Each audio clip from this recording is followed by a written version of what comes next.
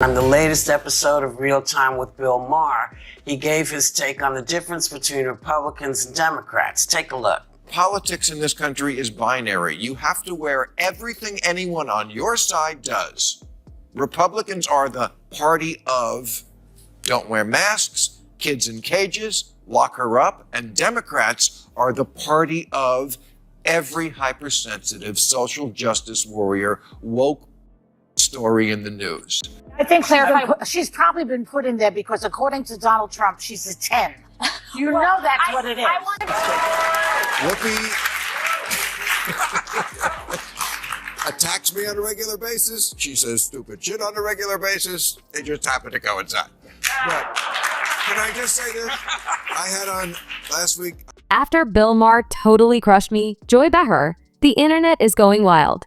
Many people are cheering Maher's brutal roasting of Behar, saying it's time someone gave her a reality check. How did Behar ruin Maher so thoroughly that woke Twitter is going crazy? And what specifically did he say to make her so angry? You have all the drama, all the receipts, and the kind of verbal squabbling that will make your popcorn taste better. Hold on tight. You shouldn't miss this opportunity. Before we play Bill Maher's famous retort, let's play this video of Joy Behar stating some very absurd things. I think she's probably been put in there because according to Donald Trump, she's a 10. You know that's what it is. I want to be clear, though, it's not her first job. It was her first press briefing. She worked in the previous Trump. Since you've probably seen the whole footage before, we won't bore you with it. Since that's what the Harpies on The View do, Behar is essentially disparaging Caroline Leavitt's IQ. According to Behar, Donald Trump only chose Leavitt as the new press secretary because of her size 10. It is obvious that, in Joy's world, attributes are quantified in terms of dress sizes. Ironically, despite Behar's decades of delivering awful viewpoints and absurd beliefs, no one has ever asked her about her qualifications. Even when Alyssa, her co-host, told Behar about Leavitt's qualifications and portfolio, Behar decided to fire back. Naturally, this infuriated Bill Maher, and here is his iconic reaction. But isn't it interesting that it's called, I don't think they meant this when Barbara Walters invented it a long time ago, but it's The View. Well, that's the problem in America. There is one view, right, and one that's clearly true opinion, and everybody else can go sit. It's impossible to just quit liking Bill Maher. He talks truthfully. Maher highlights the error in the perspective. The name alone tells you everything. There isn't a view or many viewpoints. It is the view because apparently their point of view is the only one that matters. What are the opinions of everyone else? No logic. Not true. Not even deserving of praise. Leading the charge to quiet anything that deviates from the conventional wisdom, like clockwork, is Joy Behar. Even in their own echo chamber of a show, Behar finds it unacceptable that Alyssa Farah Griffin has a different opinion about Caroline Leavitt's job as press secretary. To disagree with Joy is not just wrong, but blasphemous in her universe. Politics in this country is binary. You have to wear everything anyone on your side does. Republicans are the party of don't wear masks, kids in cages, lock her up, and Democrats are the party of every hypersensitive social justice warrior woke story in the news. They're the party that disappears people or tries to make them apologize for ridiculous. Bill Maher is not just demonizing Joy Behar, but also the Democratic Party in general, and he is quite correct. If Caroline Leavitt had been selected by the Democrats, Behar would have led the standing ovation. She would be extolling Leavitt's brilliance, elegance, and unparalleled eloquence, likely making some gaudy statements about how she is America's future. But none of that matters now that Trump has selected Leavitt. It's all about her dress size now, because we've come to expect intellectual depth from The View. In fact, if anybody else connected a woman's accomplishments with her appearance, Behar would be in full-blown frenzy, screaming about sexism and demanding an apology tour. But when it's her side doing it, there's silence. It wasn't only Maher who saw and revealed Joy Behar's blatant hypocrisy. This is how Greg Gutfeld interpreted Behar's theatrical acts. Is she really a 10? We'll be right back.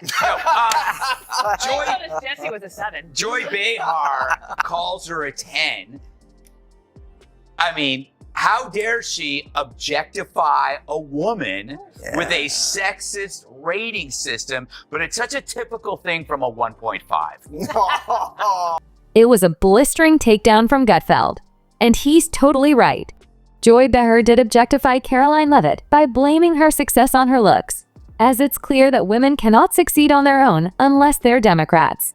To be honest, if someone had said the same thing about a woman on the left, Behar would have blown up, screaming about sexism and demanding that they be canceled.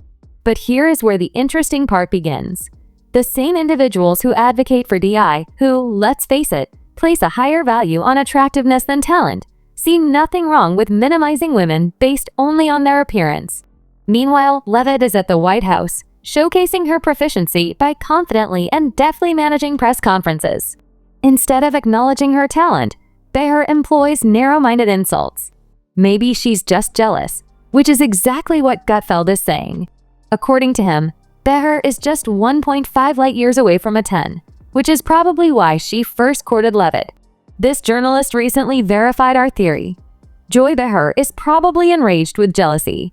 After all, Caroline Leavitt works for the world's most powerful president, while Behar is still yelling over laughing co-hosts on a daytime talk show. Behar believes that Leavitt is a newcomer who hasn't earned such a high profile since, apparently, experience only counts when it works for her. But here's what Behar conveniently ignores. Age is less significant than intelligence, ability, and, dare we say it, competence. The fact that Leavitt has all three is what really annoys Behar. If Behar were a liberal 25-year-old, she would be praising Leavitt as a trailblazer for young women. Instead, since Leavitt has the gall to think for herself, she is reduced to nothing more than her beauty. Maybe Behar is simply disappointed that her resume didn't get her a job at the White House, where she would have been in charge of a press briefing, let alone answering phones. In case you thought we were making this up, here's Joy Behar labeling folks sexist for not liking Kamala Harris's cackles. You heard right. Disliking the vice president's ear-piercing laughter has become a common form of misogyny. So don't be surprised. In America, the women on The View have some of the most bizarre opinions. It's almost their brand now. Sometimes we can't help but question whether they just make these odd claims without any evidence. I mean, if you don't like the way a woman laughs, how does Behar even get to the conclusion that you're afraid of them? That's not even remotely scientific. Or did she just throw words together and hope no one would question it? Ben Shapiro's criticism of her for her absurd comments makes sense. It's obvious that people don't like Kamala Harris's laughter, Ben added. It is completely unrelated to sexism or any deep-rooted fear of women. She just laughs heartily. It's obviously unacceptable, but not all of it is a massive plot against women. Sometimes people just discover an awkward, unpleasant chuckle in the wrong place. That is startling, isn't it? However, it is clear that the woke population cannot accept such a fundamental truth. But they have to make it into another ism, racism and sexism. Take your pick, because that's their playbook. If you don't support their chosen individuals in every manner, you're a terrible person. You don't like to laugh? Misogynist. Take aim at a policy? Prejudiced. Do you like black coffee?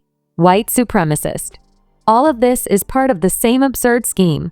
Give each grievance, no matter how ridiculous, a woke-approved word to stifle criticism and keep moving forward with their objective.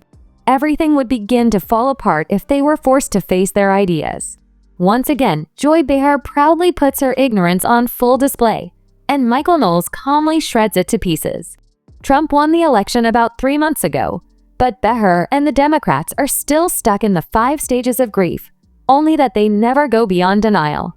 Right now, they would prefer to change history rather than face the truth. They will hold on to any conspiracy theories, ludicrous accusations, or even a seance to retrieve Hillary's destroyed emails in an attempt to sabotage Trump's historic triumph.